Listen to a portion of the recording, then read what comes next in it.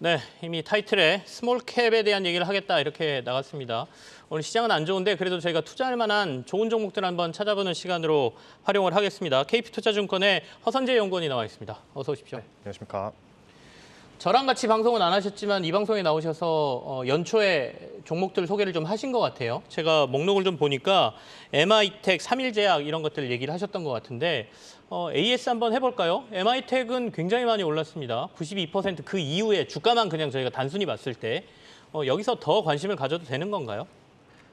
네, 앞으로 MI텍 같은 경우는 네. 이 주가 업사이드가 좀 충분히 남아있는 상황이다라고 저는 보고 있습니다.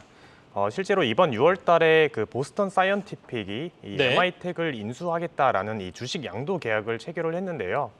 그렇기 때문에 이 MI텍 본업에서의 탄탄한 실적 성장에 더불어 이 인수 효과까지 좀 반영이 되면서 앞으로 이 회사 자체가 크게 좀 달라질 수 있을 걸로 예상을 하고 있습니다. 보스턴 사이언티픽이라고 하면 현대가 인수한 회사를 얘기하는 거죠? 현대차가. 그건 보스턴 다이나믹스이고요. 네, 아, 이거 다른 회사군요. 네, 맞습니다. 그럼 보스턴 사이언티픽은 국내 회사인가요? 보스턴 사이언티픽 같은 경우는 네. 이제 미국 회사이고요. 네네. 2021년 기준 약 15조 원 정도의 매출액과 약 70조 원 정도의 시가총액을 기록한 이 글로벌 초대형 의료기기 회사라고 봐주시면 될 것 같습니다. 네네. 그래서 이제 국내로 따지면 SK 하이닉스 정도의 이제 사이즈라고 봐주시면 될 것 같고, 이렇게 큰 미국 회사가 시가총액 3천억대인 MI텍을 이제 인수를 추진한 이유는 크게 두 가지 정도가 있다라고 보고 있습니다. 네네. 첫 번째는 이 크로스앤훅 제품으로의 이 제품 포트폴리오 다각화, 그리고 두 번째는 일본과 한국에서 이 시장 점유율 1위를 점유하고 있는 이 MI텍을 인수하면서 이 MI텍을 필두로 아시아 지역 내 이 시장 지배력을 좀 확대하려는 계획으로 판단을 하고 있습니다. 알겠습니다. 저처럼 헷갈리시는 분들이 있었을까요? 제가 무식한 건지 아니면 다른 분들도 헷갈리셨다면 이번 차에 저 때문에라도 명확하게 아셨으면 다행이다 이런 생각이 듭니다. 그렇다면 이제 보스턴 사이언티픽에 대한 설명도 조금 해주셨고 앞으로 MI텍의 실적이라든지 어떤 변화들이 있을지에 대해서 구체적으로 조금 더 설명해 주시죠. 네, 이번 이 보스턴 사이언티픽의 MI텍 인수 의미를 조금 더 곱씹어 볼 필요가 있다라고 네. 판단을 하고 있는데, 해당 인수합병 같은 경우는 이 MI텍이 글로벌 영업망과 굉장히 탄탄한 R&D 역량을 확보하고 있는 이 초대형 의료기기 업체의 자회사로 좀 편입이 된다라고 하는 것을 의미를 한다라고 보고 있습니다. 이를 통해 MI텍 같은 경우는 글로벌 최대 시장인 이 북미 그리고 유럽 등 이 주요 시장 진출과 현재 개발하고 있는 이 생분해성 스텐트에 대한 이 R&D 가속화 등의 이 사업적 시너지를 좀 누릴 수 있을 걸로 예상을 하고 있습니다.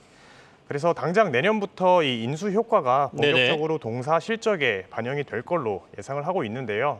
이 본업에서의 유기적인 성장에 더불어 이 보스턴 사이언티픽의 해외 판매 물량 흡수까지 좀 더해지면서 내년 매출액은 전년 대비 약 65% 성장한 1,000억 원, 영업이익은 140% 성장한 400억대, 그리고 영업이익률 같은 경우는 무려 40% 정도를 기록을 할 걸로 추정을 하고 있습니다. 네.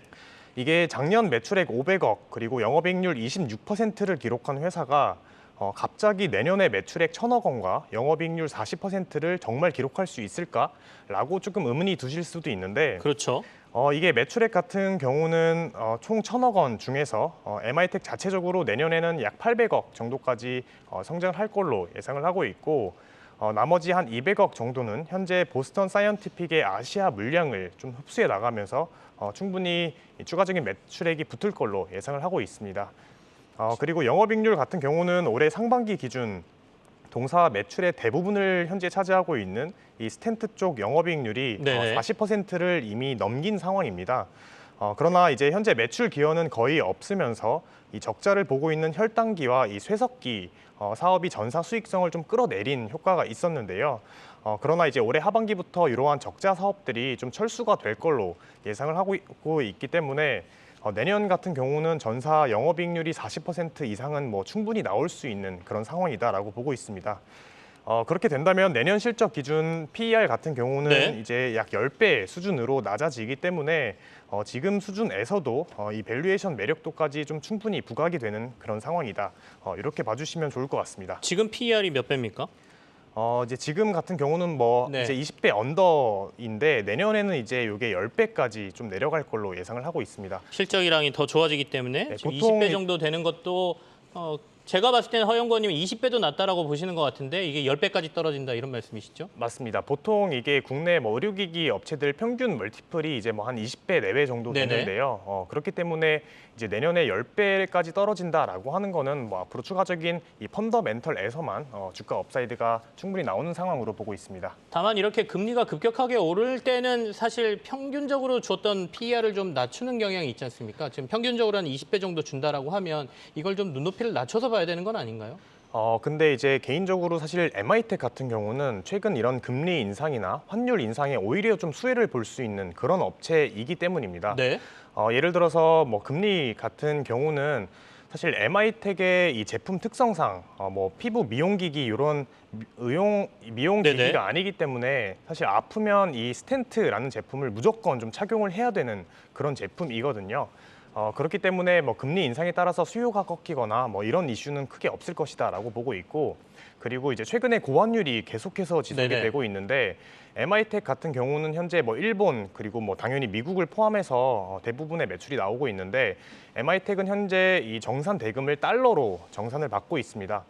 그렇기 때문에 오히려 환율이 이렇게 높아지면 높아질수록 전사 수익성 개선에도 미치는 영향이 되게 크다라고 봐주시면 좋을 것 같습니다. 스텐트는 다들 아실 거예요. 생명과 직결돼 있기 때문에 방금 전에 허영권께서 말씀하신 것처럼 이게 물건이 비싸든 안 사든 긴급하게 사용되는 물건이니 어차피 팔릴 것이다 이런 말씀이시고요. 수출이 많으니까 환율에도 수혜가 있을 것이다 이렇게 해석을 해주셨습니다. 근데 최근에 뉴스 기사 보니까 MI텍 자진 상폐 얘기가 나오던데 이거는 어떻게 확인되고 있나요? 요거 같은 경우는 뭐 제가 개인적으로 생각을 해봤을 네. 때 전혀 가능성이 없는 이야기는 아니다라고 보고 있습니다. 그 이유는 보스턴 사이언티픽은 이미 뉴욕 증시에 상장이 되어 있기 때문인데요. 잘 아시겠지만 이 미국 회사들은 대부분 이 모회사가 네네. 자회사가 이제 동시 상장되어 있는 그런 경우는 거의 없기 때문입니다. 이 단일 상장 체계를 대부분 유지하고 있기 때문인데요. 그럼에도 불구하고 사실 지금은 이 자진 상폐 이슈보다는 이 인수에 따른 MI텍 자체의 펀더멘털이 앞으로 매우 큰 폭으로 좋아지는 요 포인트에 좀 더 집중을 해주시는 게 맞다라고 판단을 하고 있습니다. 알겠습니다. 실적과 관련된 부분에 좀 더 포인트를 맞추자. 가능성은 없진 않지만 만약에 하려고 한다 그러더라도 공개 매수 같은 걸 해야 되는 상황이지 않습니까? 만약에 뭐 진행을 한다면 그렇게 진행이 될 가능성이 있는데 사실 저는 개인적으로 MI텍이 국내 증시에 상장되어 있는 편이 네. 이제 투자자들 입장에서 더욱 더 큰 폭의 수익을 볼 수 있는 그런 구조라고 판단을 하고 있습니다. 국내 투자자들 입장에서는 MI텍의 자진 상폐를 좀 반대해야 된다 이런 의미로도 들리네요. 사실 그 이유는 네. 뭐 워낙 지금 회사 자체가 내년부터는 완전히 달라질 것으로 예상이 되기 때문에 네. 그래서 이제 펀더멘털에서 나오는 주가 업사이드가 더 크다라고 판단을 하고 있기 때문입니다. 알겠습니다. 폐배터리 얘기도 해야 되는데 시간이 그렇게 많지가 않습니다. 어디에 주목하고 계시나요? 좀 빠르게 말씀을 드리면 네. 뭐 굳이 지금 이제 폐배터리 주가가 많이 올라서 이제 신규로 매수하기에는 조금은 이제 부담스러운 주가 수준이긴 한데 네. 그럼에도 불구하고 이제 폐배터리 중에서는 저는 개인적으로 코스모 화학을 가장 좋게 보고 있습니다. 네. 그 이유는 이제 보통 폐배터리 업체라고 하면은 보통 성일 하이텍이나 이 세비캠 같은 업체들을 많이들 떠올리시는데 사실 자세히 보면 코스모 화학 같은 경우는 이미 4, 5년 전부터 이 폐배터리 재활용 사업을 영위를 해왔던 업체입니다. 그렇기 때문에 뭐 기술적인 측면에서 세비캠이나 성일 하이텍 대비 좀 충분히 유의미한 기술력을 갖고 있는 상황인데 이에 비해 주가는 현저히 좀 상대적으로 저평가되어 있기 때문입니다. 그래서 포인트만 핵심적으로 좀 말씀을 드리면 코스모 이 화학의 핵심은 결국에 코스모 신소재라고 봐주시면 될 것 같습니다. 코스모 신소재의 이 양극재 사업 부문의 성장은 결국 코스모 화학의 이 폐배터리 사업 성장을 의미하기 때문입니다. 네네.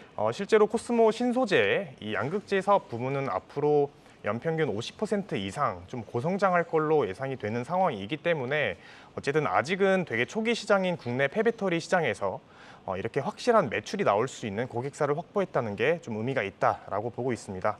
그래서 내년에 약 6천 톤 정도의 이 폐배터리 재활용 공장이 완공이 되면 기존에 이제 코스모 화학이 회수하던 코발트에 더불어 앞으로 니켈, 망간 그리고 탄산 리튬까지 이제 네. 회수를 할 수 있게 될 걸로 보고 있습니다.